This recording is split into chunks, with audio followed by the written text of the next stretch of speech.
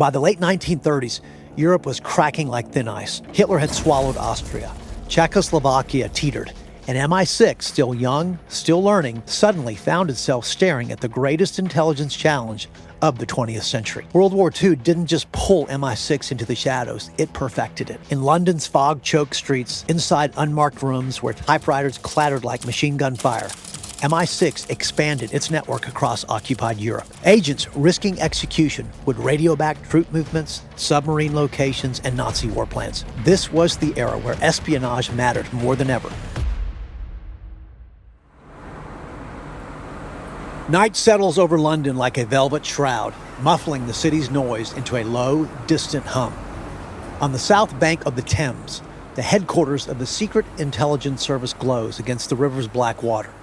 Its Art Deco edges sharp as a blade.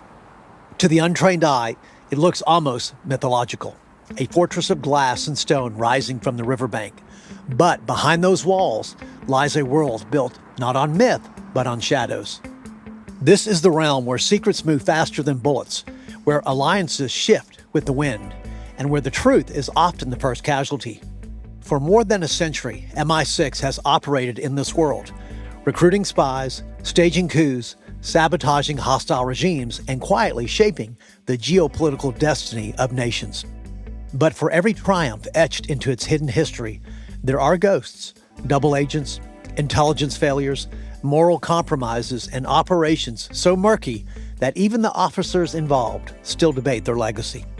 Welcome to Threat Level Red. I'm your host, Charles Denyer, and this is episode 17, Her Majesty's Secret Spies Inside the World of MI6. Welcome to Threat Level Red, a Charles Denyer Productions podcast. Every week, Charles brings his real-world expertise to the front lines of America's most pressing threats. Cyber attacks, extremist networks, rogue states, terrorism, economic instability, systemic breakdowns, and so much more. From the digital battleground to the streets of America, no threat is left uncovered. No spin, no filters, just intel. The Secret Intelligence Service is the agency's official legal name used in government documents and formal communications. However, MI6, short for Military Intelligence Section 6, is the informal nickname that became widely used during World War II and stuck in the public imagination. Today, both names refer to the same British Foreign Intelligence Service, SIS on paper, MI6 in popular culture. The origins of MI6 began not with a daring covert mission or a glamorous spy, but with something far more unromantic: panic. In 1909, Britain believed Germany was outpacing it in espionage, naval power, and global influence. The British press fueled the fear, and Parliament whispered about German agents burrowing into London society. And the government responded with something unprecedented: the creation of the Secret Service Bureau. In a cramped office overlooking Whitehall, a retired naval officer named Captain Sir Mansfield Cumming, its first director, and later simply known as C, began recruiting agents. Some were diplomats, some were adventurers, a few were barely qualified, chosen for more nerve than skill. Cumming would become legendary for signing his reports in green ink, a tradition maintained by MI6 chiefs to this day.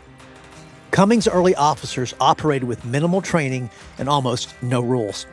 They infiltrated German ports, shadowed military officers, and intercepted code telegrams. It was rough and often chaotic, but it worked well enough to matter. When World War I erupted, MI6's growing network provided Britain with crucial insights into German naval movements. By the 1920s, MI6 evolved into a permanent branch of the British state, tasked with gathering intelligence abroad, a role it famously retains today. Its work became more structured, more bureaucratic, and more ambitious. But secrecy remained its oxygen. Few citizens even knew it existed, and fewer still understood its influence on global affairs. This was, in essence, the birth of the secret state, a parallel world operating behind the official British government, shaping geopolitics through whispers, forged documents, and covert intrigue. By the late 1930s, Europe was cracking like thin ice. Hitler had swallowed Austria. Czechoslovakia teetered. And MI6, still young, still learning, suddenly found itself staring at the greatest intelligence challenge of the 20th century. World War II didn't just pull MI6 into the shadows, it perfected it.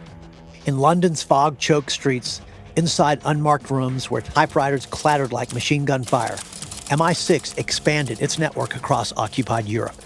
Agents risking execution would radio back troop movements, submarine locations, and Nazi war plans. This was the era where espionage mattered more than ever, because battles weren't won only with tanks and bombers, they were won with secrets. One of MI6's crowning achievements during this period was its cooperation with Bletchley Park, the code-breaking center that cracked the German Enigma cipher. The resulting intelligence, known as Ultra, reshaped Allied strategy and shortened the war by years. Another triumph was the double-cross system, in which MI6 turned German spies into British-controlled double agents, feeding the Nazis a steady diet of misinformation. Their masterpiece, convincing Hitler that D-Day landings would happen somewhere else instead of Normandy. But while these victories sounded glamorous, the reality was absolutely brutal. MI6 officers operated under constant fear of discovery. Many were captured, some were tortured, others simply disappeared into the machinery of Nazi terror, never to be seen ever again. Still, the agency's influence during the period was undeniable. MI6 became a myth-making institution, cool, cerebral, refined, and quietly ruthless. The British public didn't know its name, but they felt its impact. Without MI6's wartime triumphs, the map of Europe might very well look different today.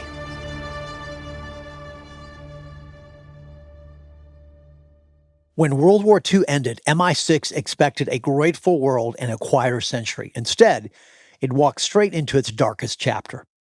The Cold War did not unfold with tanks rolling across borders. It unfolded in whispers, in dead drops tucked beneath park benches, in coded messages transmitted on frequencies the public never heard.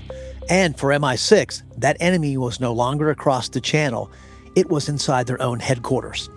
It began with the shocking revelation of the Cambridge Five, a group of highly placed British officials who had been working secretly for the Soviet Union for decades.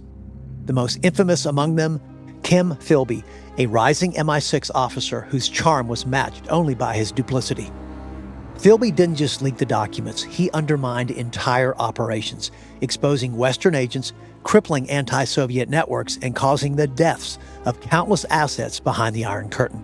He sent men into missions he knew they would never return from, and all the while he drank scotch with his MI6 colleagues, laughed at their jokes, and offered to drive them home. Each betrayal was a psychological rupture. MI6 officers found themselves questioning not only their work, but the very idea of loyalty. How do you spy for a nation when you can't trust the person across the table? And how do you fight an enemy who already knows your moves? Yet, even amid this carnage, MI6 achieved covert victories. It ran agents deep into Eastern Europe. It helped undermine Soviet influences in Iran, Eastern Bloc nations, and Afghanistan. It coordinated with the CIA during operations that remain classified even today. But the shadow of betrayal never left. The Cold War remade MI6 harder, more skeptical, more methodical. But it also broke something inside the agency: trust, once its currency became its most fragile commodity.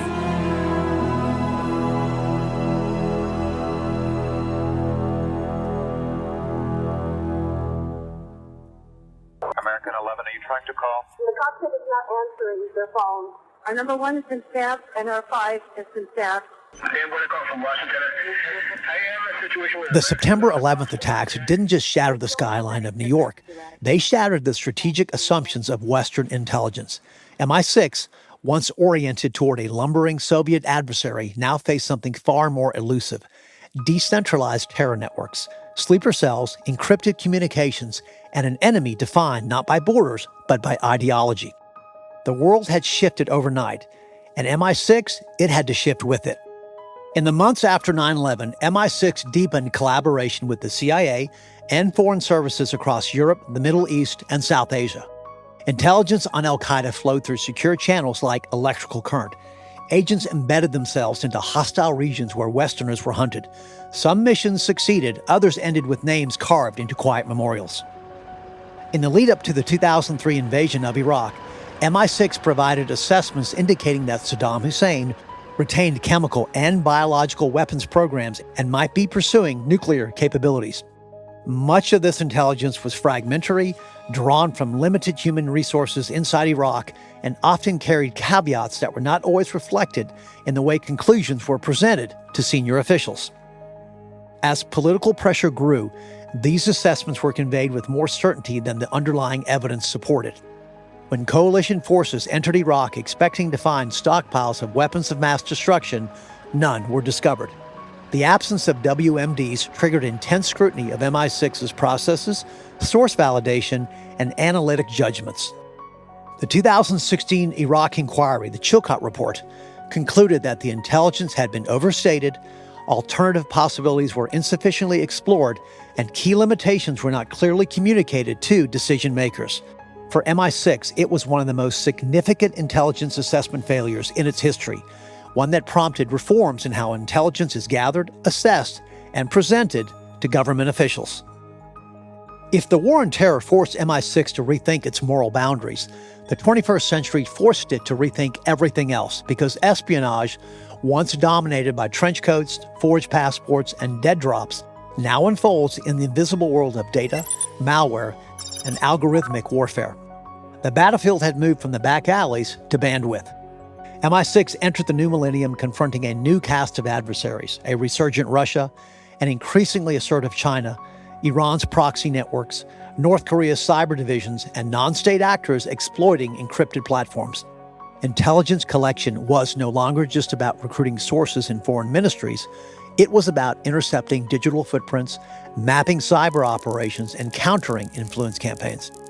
MI6 expanded its cyber capabilities in partnership with GCHQ, Britain's signals intelligence agency, transforming espionage into a hybrid craft, part spy work, part code breaking, part psychological warfare. Officers now had to understand not just geopolitics, but server logs, encryption protocols, and how hostile states weaponize social media to destabilize democracies. But make no mistake, covert human operations never disappeared. MI6 continues to run deep cover officers in some of the most hostile environments on Earth, tracking terrorist financing, probing nuclear programs, sabotaging weapons networks, and recruiting assets deep inside governments that claim Britain as an adversary. These missions remain classified, extremely classified. In fact, some will never be revealed. A few inevitably end in tragedy.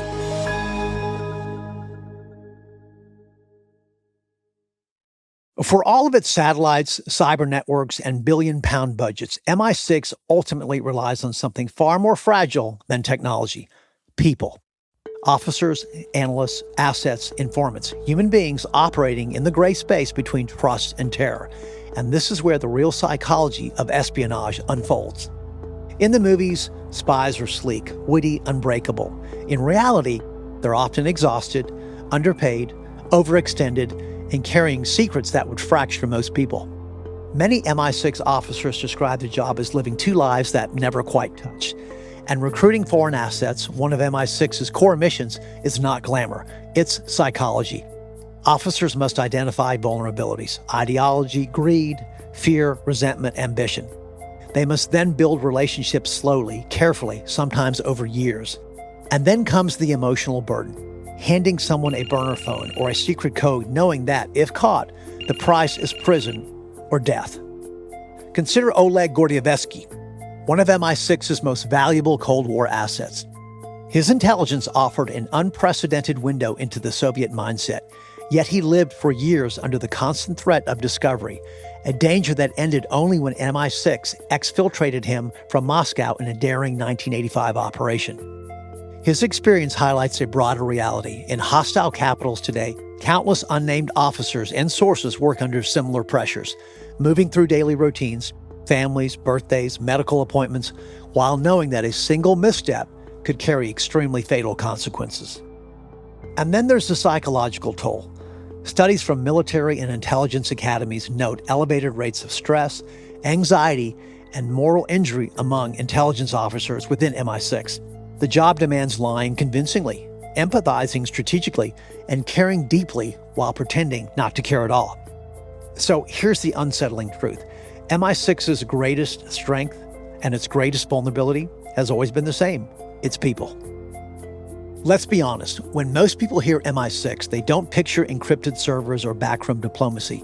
They picture a tuxedo, a martini, a tall man who introduces himself with an implausibly suave three-word phrase, Bond.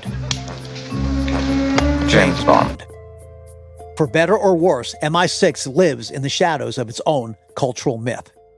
The Bond franchise, based loosely on the writings of Ian Fleming, himself a naval intelligence officer during World War II, has shaped global perceptions of British espionage for decades. But here's the inconvenient truth and the reality. Real MI6 work is almost nothing like Bond. Officers don't wear bespoke suits from London's finest tailors, blow up compounds, seduce gorgeous enemy agents, or crash luxury cars off Mediterranean cliffs. They spend far more time reading reports, cultivating assets, and negotiating with foreign intelligence services than they do firing weapons.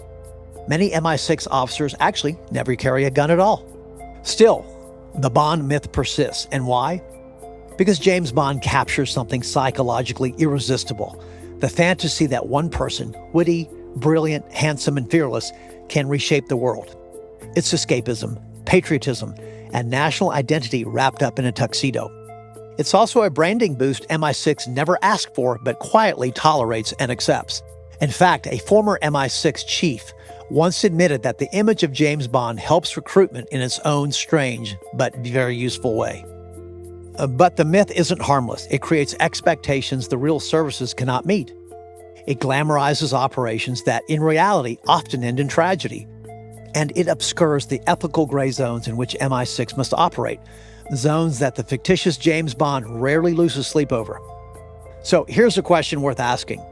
When a spy agency is defined not by reality, but by its fiction, does the myth protect the agency or distort the public's trust in what it actually does? In other words, is James Bond MI6's greatest gift or its most dangerous illusion?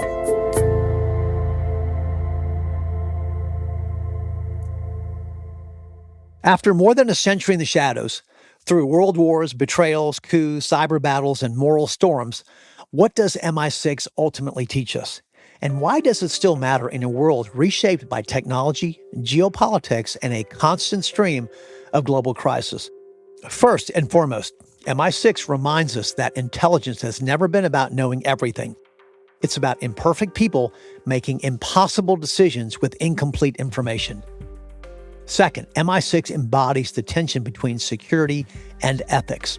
From allegations of post-9/11 rendition cooperation to cyber operations that blur international norms, MI6 operates in spaces where moral clarity is often a luxury. Democracies demand accountability, yet espionage demands secrecy. So, how do you reconcile the two? It's a question every modern intelligence service across the world still grapples with. Third, MI6 shows how power has evolved. The threats of today, such as cyber warfare, disinformation, quantum computing vulnerabilities, state-backed hacking groups, they require not just agents on the ground, but analysts behind keyboards. And finally, MI6 reveals something more human. The world still runs on trust. Trust between officers and assets, trust between intelligence and policymakers, trust between governments who may dislike each other but need each other. Espionage, at its core, is a story of people, their fears, ambitions, betrayals, and sacrifices. So, why does MI6 matter today? Because the threats they face, nuclear proliferation, cyber invasions, proxy wars, state espionage, terrorism, they don't announce themselves. They operate in whispers, and someone has to listen. MI6 operates in a world of uncertainty. The very same world today's cyber leaders face. Threats evolve quickly, information is rarely complete, and the decisions you make in the first minutes of a crisis determine everything that follows. The strongest cybersecurity programs rely on the same principles MI6 uses: clear decision-making, rapid adaptation, trust and communication, preparation long before an incident occurs.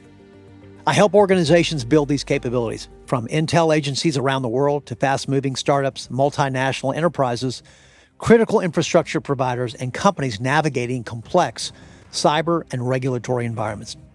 No matter the size or the mission, the challenge is always the same: achieving clarity in chaos. Book a complimentary one-on-one strategy session with me today at charlesdenyer.com. In our next episode, terror over Scotland, Pan Am Flight 103 and the bombing over Lockerbie. Thanks for listening. I'm your host, Charles Denyer. This is Threat Level Red. Threat Level Red is a Charles Denyer Productions podcast. For more information, visit charlesdenyer.com to learn more about current and upcoming podcasts and episodes, current and future book publications, professional services offered by Charles, and much more. All opinions expressed are those of the host and do not reflect the official positions of any government agency, military branch, or national security organization.